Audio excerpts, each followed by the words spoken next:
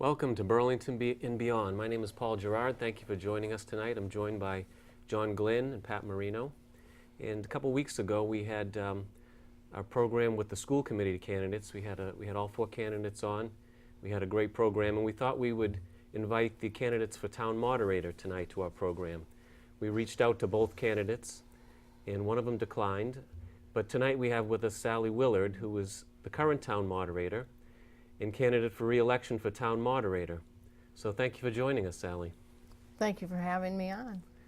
So tell us a little bit about yourself and about what prompted you to run for moderator. I've been a resident of Burlington for 30 years. I was a town meeting member for 17 years, and during that time, chair of the Capital Budget Committee and the Land Use Committee. After I left the Land Use Committee, I thought, oh, good, take a break. And then some of my friends talked me into running for moderator. They said, oh, you know how to run a meeting, you'll be great. After a couple of months, I said, okay, I'll do it. And I ran last year.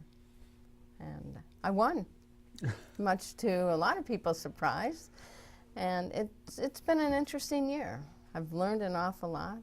I did an awful lot of work just so I could learn more before I got there. I took got some certificates from the National Association of Parliamentarians so that I'd have at least a bit of groundwork done before I even ran. And it's been an interesting year. Sally, do moderators ever get together from different, under any aegis whatsoever,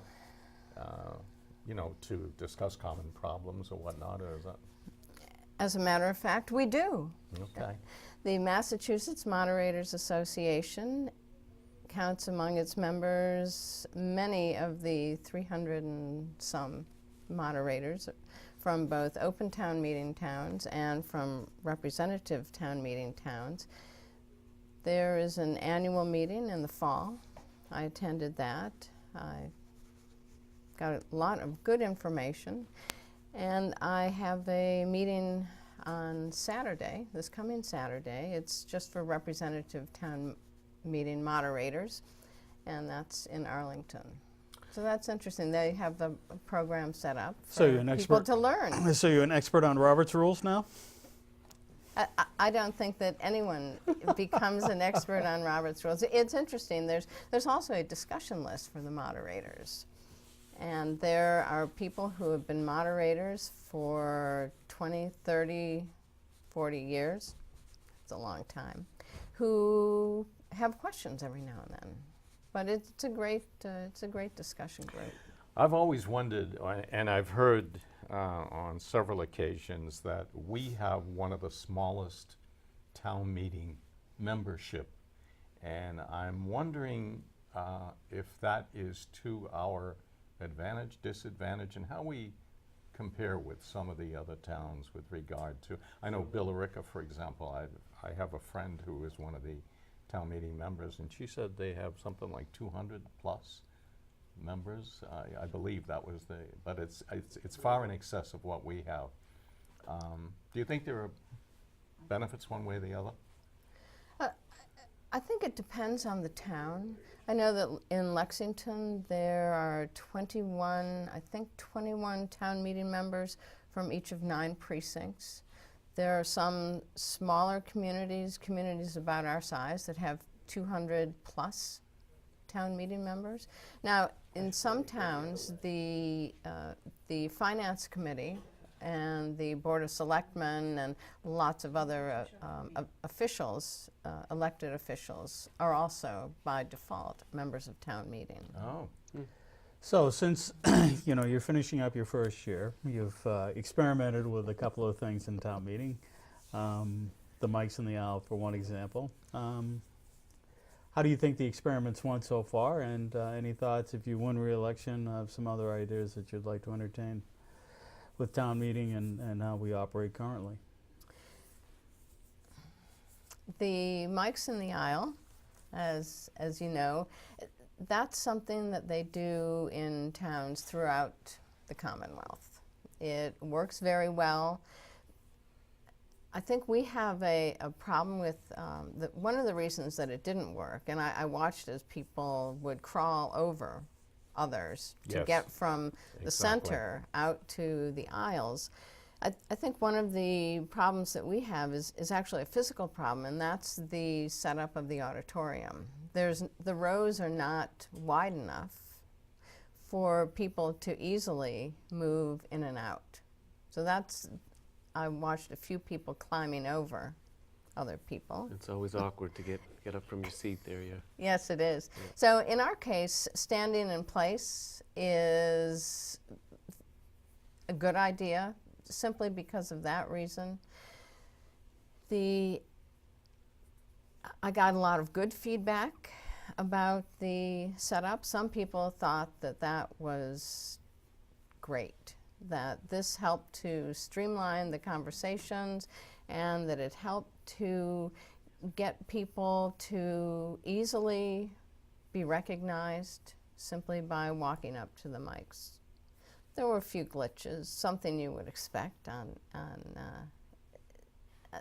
with any experiment, but we'll revert to the raise your hands and pass the mic.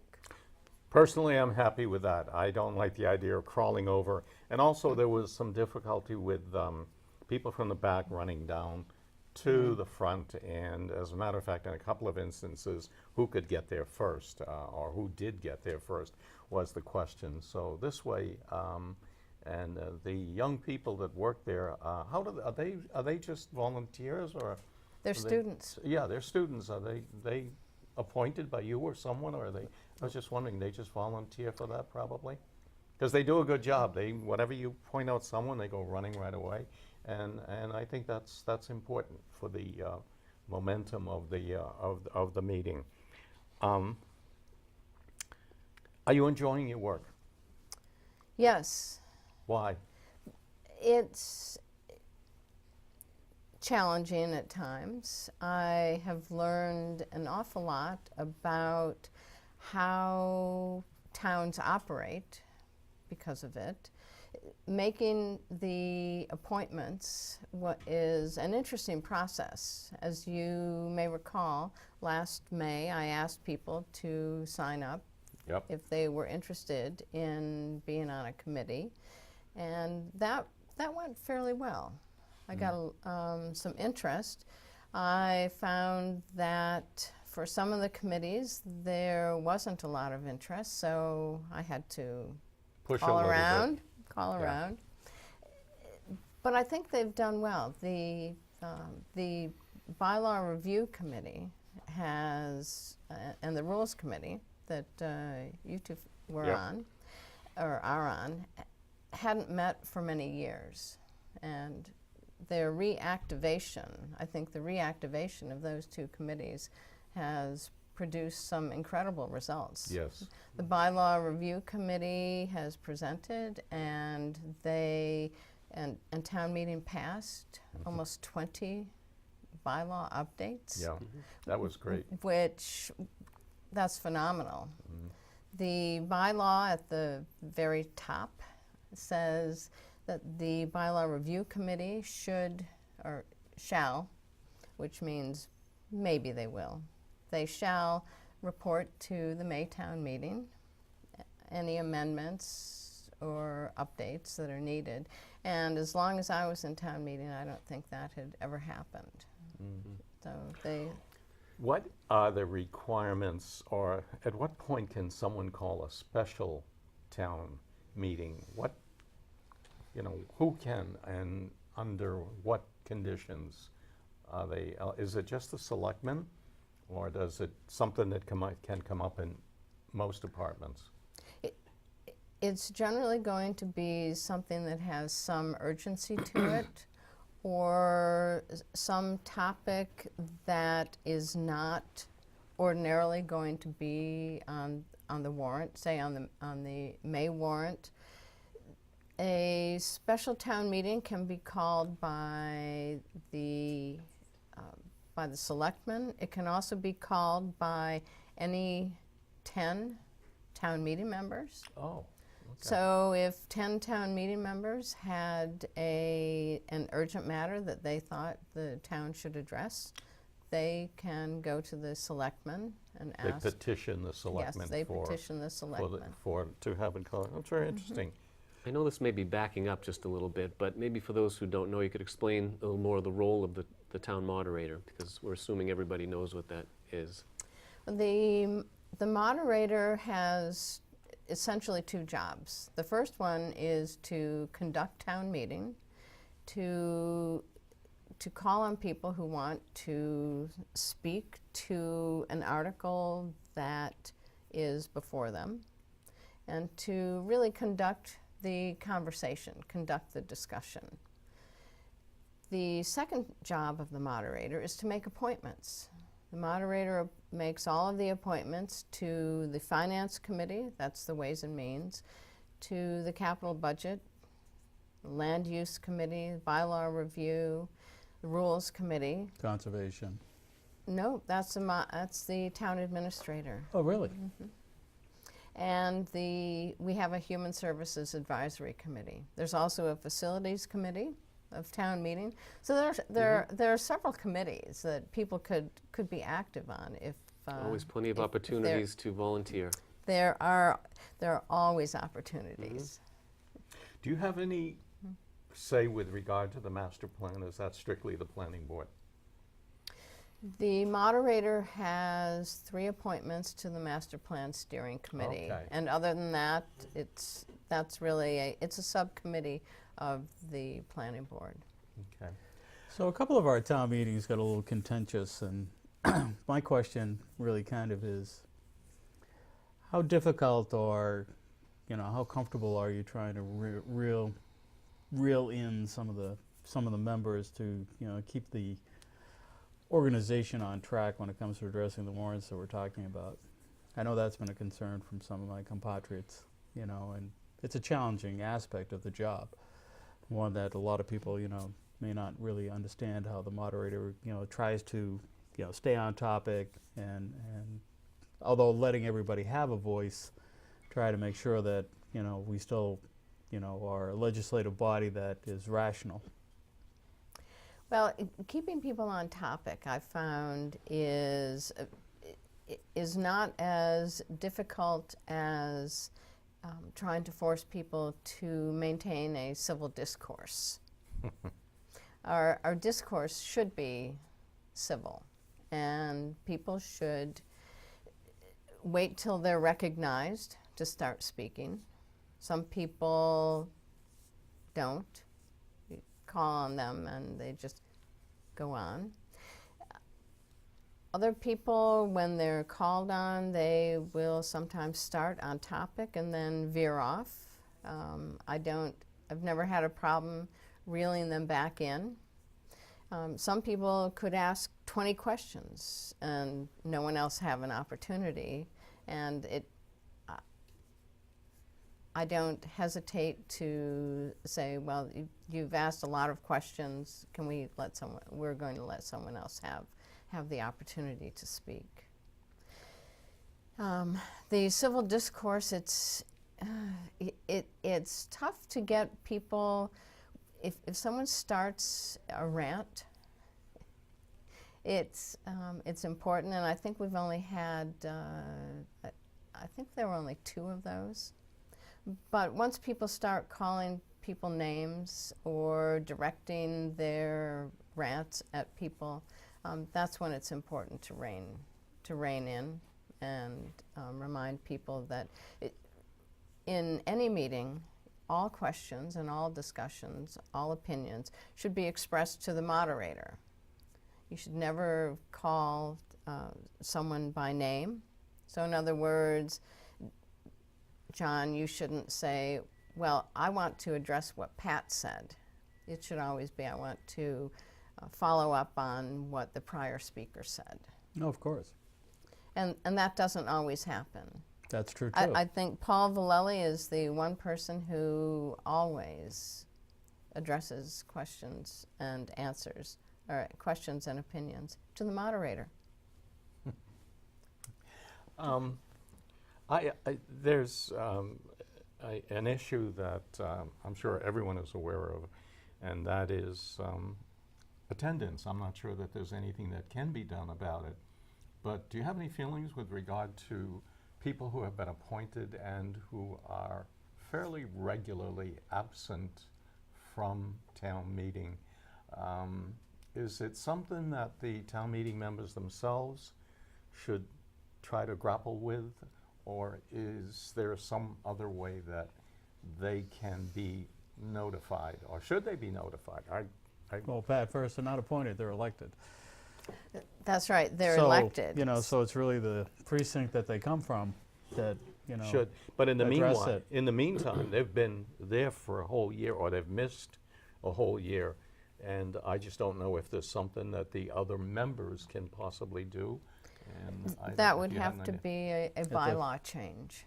Well, even that, Right, and- I think you can only address that in the election at the ballot box. That's right. That's the right I'm way, not really- because the attendance records are published, so it's up to constituents to that- see who their town meeting Yeah. members are who aren't showing up. Yeah. Someone somewhere along the way, I forget exactly where, suggested that maybe members from that same precinct should make an effort to get to them, to tell them, or to find out exactly. Wouldn't hurt to make a what phone the- call or two, right? Yeah, that might be. But anyway, it is, and I'm sure it's a problem that probably won't go away. Fortunately, it's a very small, well, when you're given a relatively small body, we're 126, it does have meaning, as opposed to a group that is one of the towns that has 200 members. Best moments, any particular things that stand out that you have? We finished Maytown meeting in 3 nights. Yeah. Which I don't It's a think. first in a while. I don't think anyone expected that. Some people say I was too polite in my dealings with town meeting members, but I think that I think that the level of tension that had been present for a few years dissipated because I showed respect to people. And that, I think, is what many people have said to me was very noticeable. They feel That more there's relaxed. just, Yeah. right, they're more relaxed. There was a level of tension that just wasn't there. Mhm. And that made me feel good. That and the town meetings, 3 nights or 1 night, so those were all good things. It's interesting to see the different level of attendance, different town meetings throughout the year, and also in a 3-night town meeting, how the attendance can kind of drop off on the second and third nights, but Yes, it does. And even during the evening. yeah. I don't think we've ever had an issue of getting close to a quorum. I know that in some towns they have 1 night scheduled and they can't get a quorum on another night. Those are generally open town meetings, so. Well, one always expects the Maytown meetings to be heavily attended, since that's where all the real financial issues are discussed, and one of the reasons why it drags out for as long as it does. But you know, it's been a real pleasure having you there for your first year. Thank you. And it's been kind of a different approach than your predecessor, but you know, I'm sure you're learning a lot too. So you know, I'm just curious. You know, Pat mentioned what stood out as kind of the most interesting things. What were some of the challenges, one of the more difficult challenges that you had to deal with as a moderator?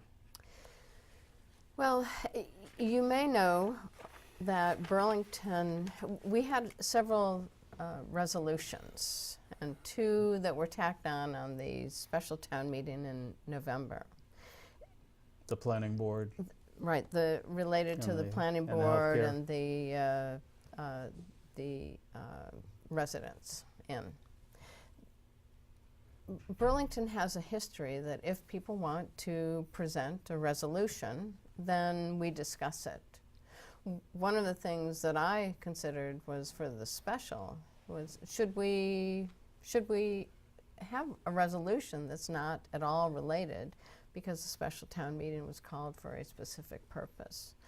Ultimately, I decided that it was a resolution. We didn't have a history of ever turning down a resolution, so it wasn't my place to do so.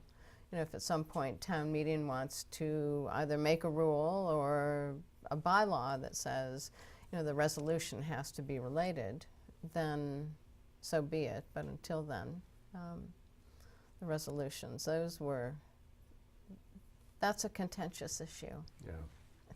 Sally, to what extent do you, as a citizen or as a moderator, pay attention to contentious issues in town? I mean, do you pick up the newspaper and I want to know what's going on with regard to any particular issue? And, I'm sure it has to color in some respects your own personal decisions, but do you feel an obligation to keep abreast of everything that's going on? I watch a lot of meetings on BCAT, just like many people do. I subscribe to the weekly paper, The Union. I read the daily paper, articles about Burlington online, and I try to keep up. That's really about all any elected official can do. Sure.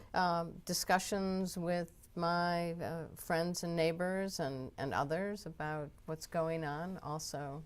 But then when help. you go in to moderate, all that is put aside and and that's hard to do, I would imagine. And I try never to express an opinion about any of the issues that come forward. That's hard for any woman. Wouldn't you say Oh, that? Jesus. Oh. That isn't meant to be sexist. At any rate, I can appreciate what what you have to do, and I commend you for it. I do not. I have not lived under, or I have not been exposed to any other moderators, and so I don't have. But I do feel very comfortable with you leading, and as John indicated, I think you ought to be commended with what you've done this year. And I suppose I hope, or I think that it would probably get a little bit easier as you go along. There'll always be bumps. There'll always be issues and there'll be individuals who are going to be pretty insistent on a particular issue, and you're going to have to. Well, you get better at recognizing more people when they raise their hand the longer you're there. That's right. You learn the names too. That's right. And you learn to look for the person who's very tall. And, is that someone who's not so tall, who has an arm up behind that person? Yes. Yeah. There are challenges, but it's the way that Burlington has done town meeting and has for many years.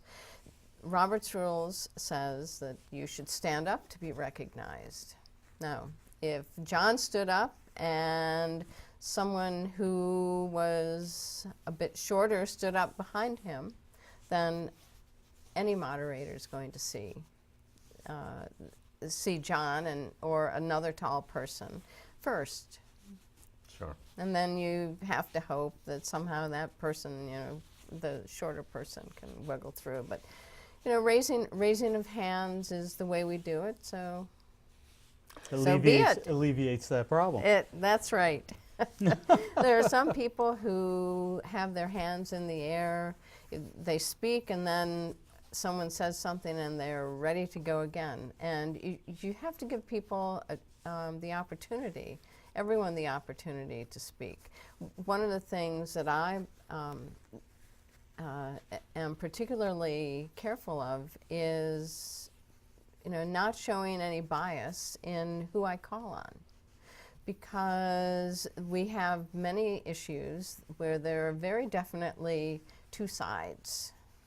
Rarely are there three sides, but you have to call a good mix of people.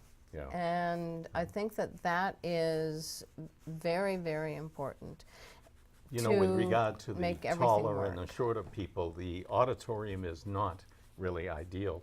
Once you get up in the back there, I've seen you a few times, and they made an effort to change the lights at some point so that you could see better. But I would imagine even then, it's difficult to see what's going on, especially for those individuals who insist upon sitting way back. Yes. True?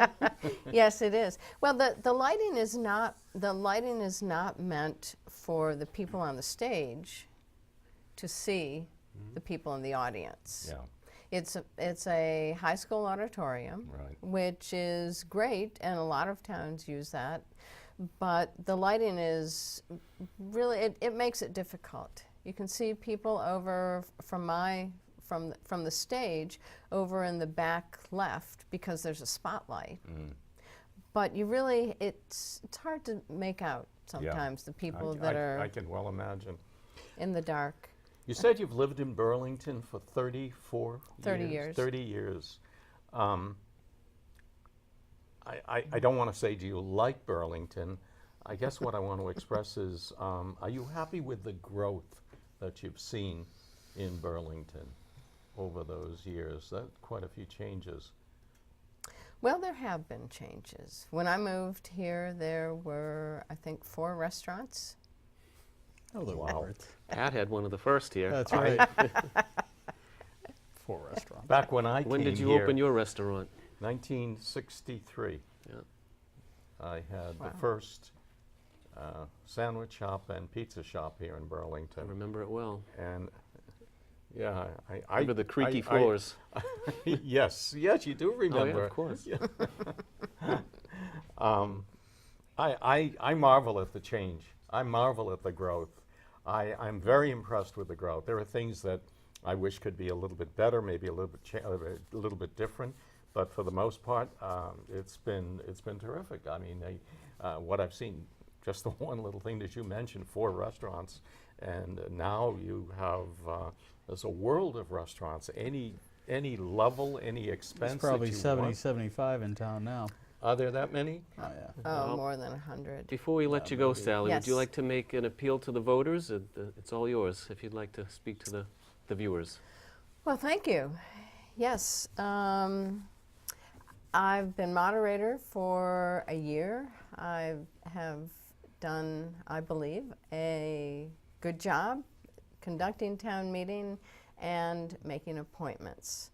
I hope that the residents will all get out to vote for me on Saturday, April 9th. If you want to learn more about me, you could give me a call, or you can visit my website, sallywillard.com, where I have lots of information. I have the support of more than 75 town meeting members who I have called and got their support. And I'm looking forward to the next year as moderator. Very good. Thank Well, you. good luck. Very you. good. Thank you Thank for you. joining Good luck. us. And Appreciate it. I personally look forward to seeing you back up there. And I will sit up front so that I. And we'll Definitely. be right back after a very quick break. Thanks, Sally. And Thank good you. luck. Thank you. Hi, my name is John Tuccinati from the Burlington Rotary Club. Friday night, April 1st, you can't miss this. Friday night at the Fights in Billerica Elks Club. This year we have 10 bouts scheduled. A full course meal, all for $80. You cannot beat this entertainment value. You've got to be there this year. Tickets sell out real quick. Call me, 781-820-9635. 781-820-9635. No fooling, it's Friday night, April 1st at the Fights. Be there.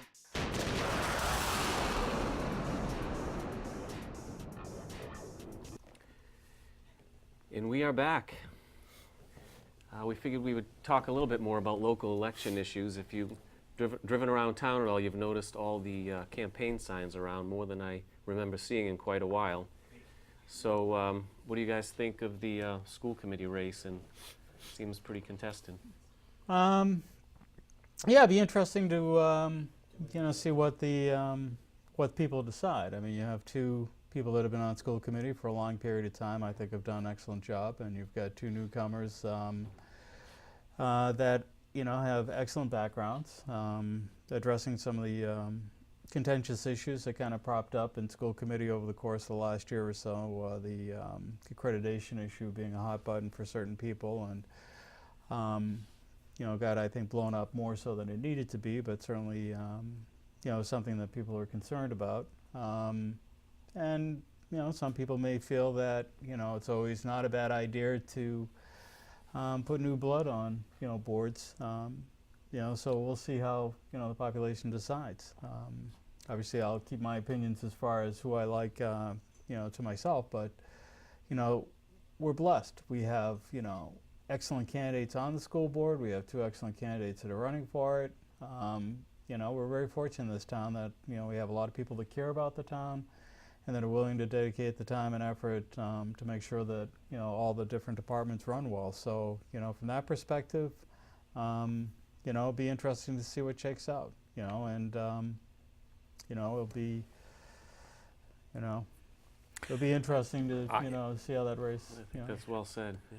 I'm fascinated with the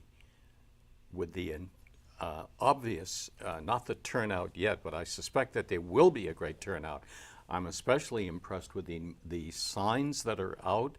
They're up and down every street, both sides. Both are all four candidates, and usually you'll see the two that are currently members of the school committee together, and two of the future intended incumbents who are have their signs together, but there are just so many. Every street that I've gone through up and downtown there. So that bodes well for the turnout, I think, on election day. And I think that is important. It speaks to, as you say, what, Well, I just think that people are engaged, and I think that's the most important thing you can expect out of your elected officials, that they're engaged. Yeah. Certainly the school committee has always got tremendous visibility in towns, just because of the nature of, one, the amount of money that's poured into the schools out of the town budget, typically represents usually half of a town's expenditures. And, we've been very fortunate in having real high quality people, in all areas involved in our school system, and, still gets tremendous focus. And the fact that there is that kind of interest, I just think really bodes well, regardless of who wins. I mean, we've got good people, and, we'll see what shakes out. But, it's exciting, and we've got competition in the moderator's race. The fact that there are enough people out there that still want to get engaged in, public discourse, will really bode well for a robust town going forward. The greatest fear that one would have is apathy. Apathy, I think. absolutely. When you see that happen in a town, that's never a good sign. Yeah. And as good a people as we have, there's always the opportunity to get better, and that's what I look forward to. And I'm always excited to see contested races, and for people to be forced to stand up in front of the population and lay out their views. This is how the town ought to run. This is the ideas that I have, and this is what Burlington should look like going forward. And consequently, I have to agree with you Burlington's with in good regard shape. to the fact that all of the candidates, those who are currently serving and the ones who are trying to become school meeting members, they're all eminently qualified. The people who have been there for a while certainly know very well what they're doing.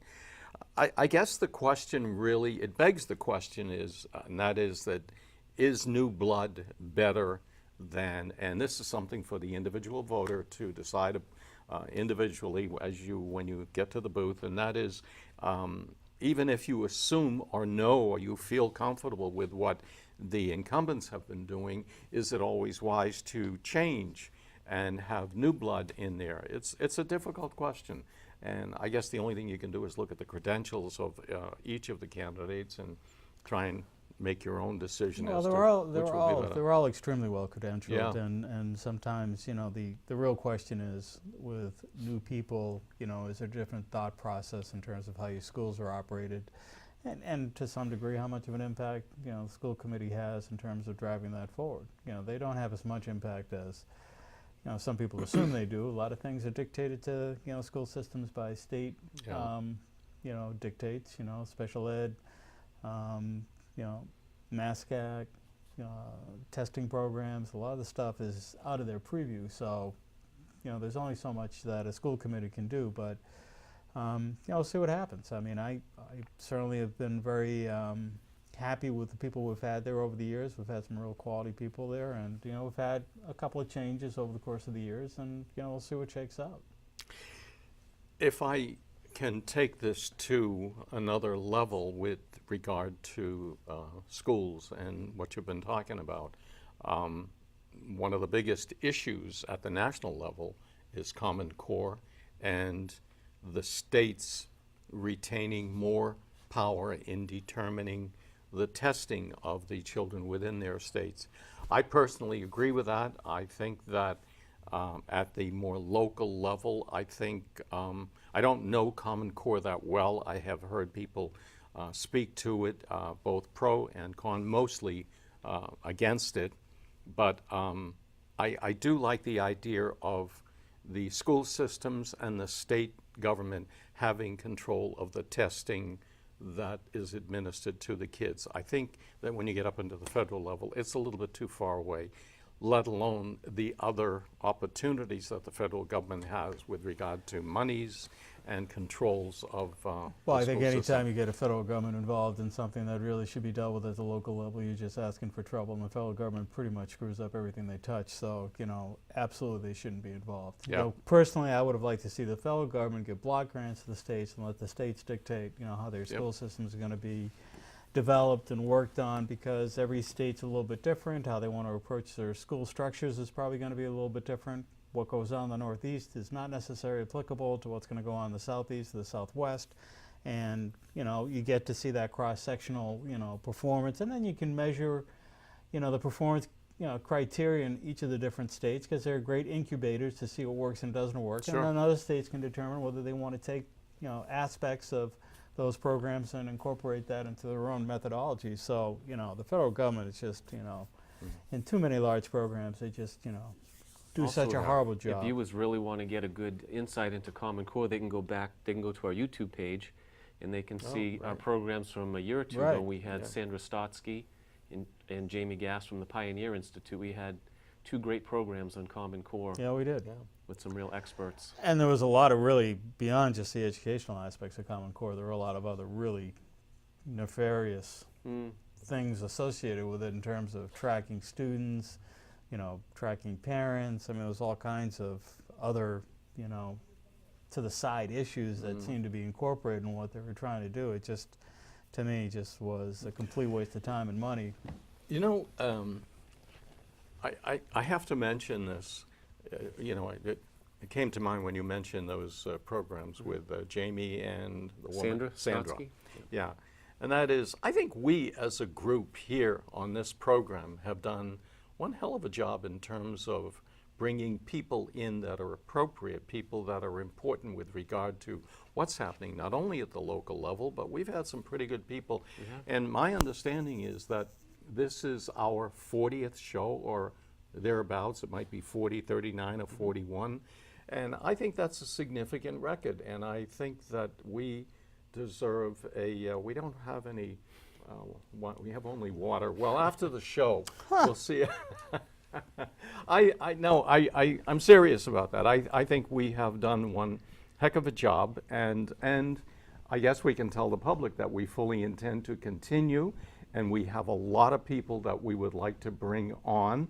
And those individuals out there who may be in particular situations, in important positions, don't hesitate to contact any one of our group if you're interested in bringing your message to our program. We certainly will be out looking for a lot of people. I'm sorry, I had to No, get that in. that's fine. They can go to our Facebook page at facebook.com/Burlington and Beyond. Yeah. And you wanted to discuss a little bit about the open meeting law Oh, issue yeah. that came up recently. Yeah. There was that. Speaking of contention, that open meeting law, this is, this was put before the Board of Selectmen to discuss the healthcare benefits of part-time workers in our town with regard to what is going on in the towns around us. And it is important, that is, whether we extend those benefits or whether we cancel those benefits, Oh, because wait. We're talking about part-time workers or elected officials? elected officials, I'm sorry, Okay. yeah. And part-time officials too, part-timers, not full-timers, they're part-time elected. They're elected example, officials, though, not elected, part-time yeah, workers, because yeah, part-time workers Yeah. still They have to, give you a number of work a hours. minimum of 20 hours, is my understanding. At any rate, getting, the particulars, it is a bone of contention. The selectmen recently voted to discontinue discussion on the issue, and this was at a Board of Selectmen's meeting, and there were a lot of people, including myself, who was disturbed with the fact that I was not, because it was the first time I had been privy to hearing what the discussion was going to be about, and there simply was no discussion. They curtailed the discussion, and at any rate, it has been a contentious issue. It was at a meeting that I attended last night, and it continues to be. And the thing is that these benefits that we pay are significant. My understanding that is that last year it cost the town $170,000, which to some people may be relatively insignificant, but having been a citizen and paid my taxes for a good many years here in Burlington, I think it is important. And I think that the selectmen in particular have an obligation to speak to the people about and to allow an open discussion. I was personally disappointed. I attended that selectmen's meeting, and I was disappointed with the fact that they did not discuss it. So, Pat, what's the relevance to the open meeting law in terms of them not taking up the health care? Well, they brought it up briefly and not taking it up.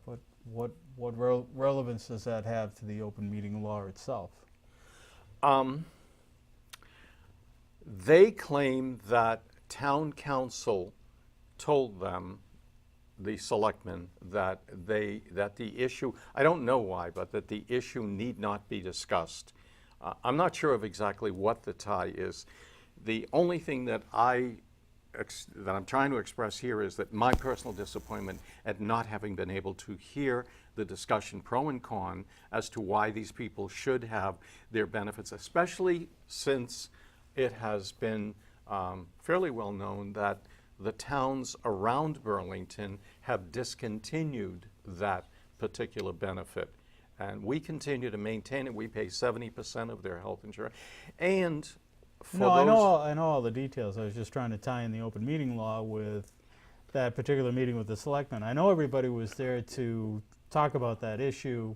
And the selectmen basically shelved didn't. it. Yeah. But I don't think yeah. that has... Under what... Well, they can decide to probably shelve anything that they want if they decide not to vote on an issue. Well, that's the very point. I don't think that's appropriate. I don't think that's appropriate. I Well, think that may be they true, had, my but- understanding is that they had been putting it off and putting it off and putting it off, and they were going to get to it. And I attended that particular meeting thinking full well that they were going to discuss it, and they simply did not. So it was disappointing. I don't know, there's a lot of homework to be done, but it is a contentious issue. There are a lot of people in town who felt that it was not right, that they should have been able to listen. Well, they should have had a discussion on it. They decided not to, but I think that was in the preview of how they run their own meetings. That's why I just don't see how that gets into the open meeting law per se. If you know what I mean. The open Yes, meeting I law do. essentially is to put it on an agenda and talk about it. talk about it. Yeah. And, you know, they talked about it for all 30 seconds, which is probably all that's required. Nobody else decided to, you know, second a further discussion on it, and they shelved it, Yeah. essentially. But Yeah. the open meeting law per se wasn't One of the violated. selectmen did vote for it. He did, and he expressed his vote for it, but he waited to be seconded in order to open the And didn't discussion. get the They did second. not. No, I know. They did not. So it was disappointing. I'm a little bit vague on all of the particulars. I'm sorry to say, but this is one of the issues that I hope in the near future we may have two of the people or three of the people that have been directly affected, because it was contested. It was contested with the Attorney General by two individuals, and I'm hoping that maybe we can bring. At any rate, trying to tie into future intended guests is what that was all about. That's all I can tell you at this time. Well, Paul, do you want to bring up the recent law that was passed by the state government in terms of the opiate concerns that the state is dealing with?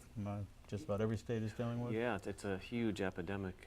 There was, to the best of my knowledge, briefly, the state passed a law limiting the amount of painkillers, OxyContin, I assume, being the primary drug of choice for patients. I think they could take a maximum of 7 days per prescription and nothing more than that, so that prescriptions aren't prolonged and they can be sold out on the open street. There's pros and cons about that, depending on how much discomfort somebody may be in and how critical it is that they receive painkillers and the need to go back and get it. But they felt that was a step in the right direction. Expense also. If you have to go back and back. Well, I suppose, but OxyContin isn't a terribly expensive drug.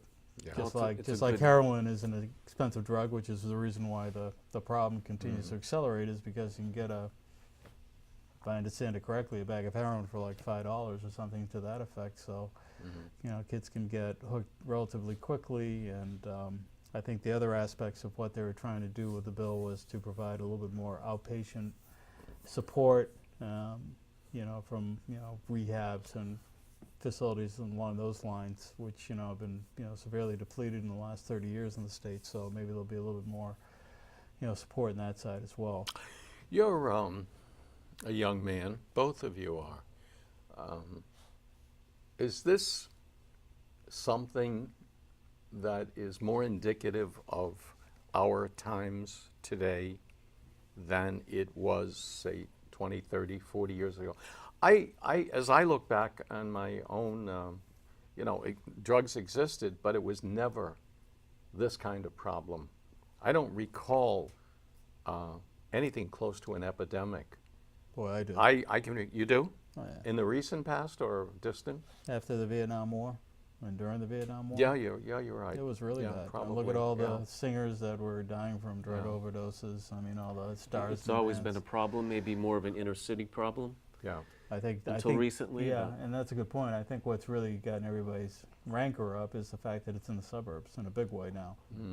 Towns like Burlington, Lexington, the kid that got killed a couple of years ago, and I think that is really starting to make people even more concerned. You look at the issues that are going on up in Vermont. They're talking about epidemic proportion, dealing with the issues and stuff. So when you move it out of the inner city, where everybody kind of shuffles over it and kind of ignores it, we're now at a point where it's hitting But closer to home, which is unfortunate. Yeah. It's something that should have been recognized a long time ago. Drug abuse has been and will always be an ongoing problem. But you mentioned people, the GIs coming back from Vietnam in particular. That was a somewhat controlled group. Now it seems like it's wide open. It just seems to affect almost. I wasn't speaking specifically to the GIs coming back. I mean, just throughout the country. Drug abuse. But wasn't it more The prevalent? love childs and that whole 60s, late 60s, Yeah. early 70s revolution. Drugs were a real concern. I remember as a little kid in elementary school or middle school, I think it was, we were carrying signs marching up and down the street. We had No TV drugs. crew coming in, war against drugs and the whole 9 yards. So it goes back a long time. It ebbs and flows depending on how severe the problems become, but it has never really left our society. So, it's just, and I'm not so sure how effective legislation is ever going to be. If you can't stop drugs from coming over the border, and that's your first line of defense, and that gets back to the national legislation. Now we get to another issue. Border Over the border. What border? immigration and What drugs border? and all the other Okay. things associated with it. Yeah. what border, what immigration, or to what extent immigration, yeah. Everything touches upon everything else. There's no problem that is isolated in and of itself. It always affects or causes something else. The border, the open border, is a big political problem, and it's a real issue. And, rears its ugly head in Europe today Yeah. with the destruction in Brussels. Terrible. 31 people dead, Yep. 200 people wounded, and they have open borders. And, what benefit is that going downstream for them? The Paris attack was only 4 months ago, another one in Brussels. And, they, because of the laws that we wrote in the not too distant past in terms of allowing European citizens free access to the U.S., country to come back and forth without visas. It's a fairly open channel back and forth now. I'm sure there's a lot of people saying, is that really a benefit to us now? 30 years ago, having Europeans and Americans transatlantic, flights, were considered safe and nothing to worry about. But with the indigenous populations in Europe changing so dramatically, and with the influx of migrants that they're dealing with, and with the ISIS, supposedly 5,000 or 6,000 ISIS people in Europe now, what kind of risk factors, is the U.S. going to have to deal with, and how difficult will it be for them to show up here? The European Union is about to collapse. It's called the Schengen Law. I just remembered the law of open travel within the European Union, the Schengen Law, and they're very close to disbanding it forcibly, because there are countries, especially the countries on the eastern end of Europe, all the small countries that are above Greece. They are enforcing their borders. They're closing down, and they're saying, no, we don't want anyone. And well, they have poor economies now, and having influx of migrants that Greece. you really can't support is almost unsustainable. Yeah, look at Greece. They have, I think this morning's paper, as a matter of fact, something like 24,000 people sitting in the mud outside of the city of Idomeni in southern Greece. No, it's on the island of Lesbos. They're just there, and the European Union is trying to hold them back. And I don't understand why they're paying something like $3 billion to Turkey to take or to hold back the tide. I would think that they put their own navy, and they do have, but evidently it's not strong enough to contain those people. They don't have it. What navy? They have a joint group task of ships from, I don't know, 6 or 8 of the different countries that NATO? are in the Mediterranean. Yeah.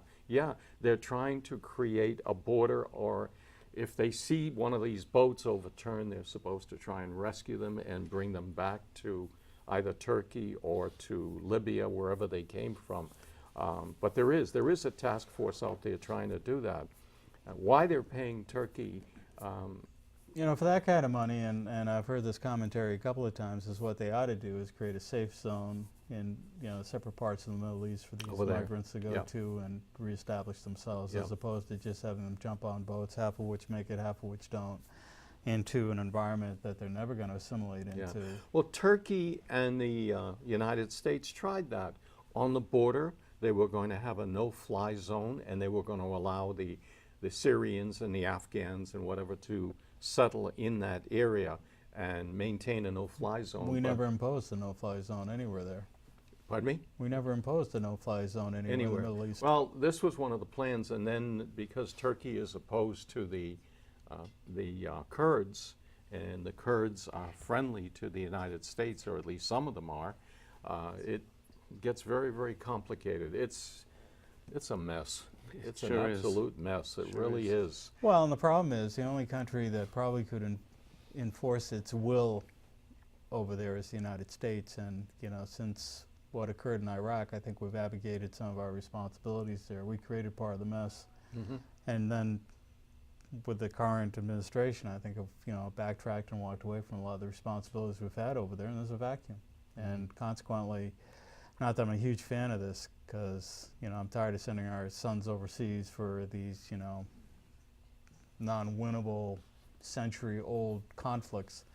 But to me, the only rational probably solution is to create a couple of enclaves, significant enclaves where these migrants can, live in peace and maybe resurrect their lives from all the disaster that's going on in all these different countries, Syria especially. And pass them on to the United Nations to be cared for. The United Nations is never going to be able to step in. It's Well, going to have to they- be they- NATO. It's going to have to be No, NATO. and they US. can't, not politically they can't, but I'm thinking in terms of if you set up these enclaves, somehow these people have to get water, they have to get food, they have to get medical attention, they need tents, I mean, you just name it, everything. I'd rather probably put my faith in the EU and the United States to handle that more effectively than the United Nations. And one, you'd never get the United Nations to agree on anything anyways. I mean, you'd have a bunch of Middle Eastern countries there throwing roadblocks up to any of these concepts.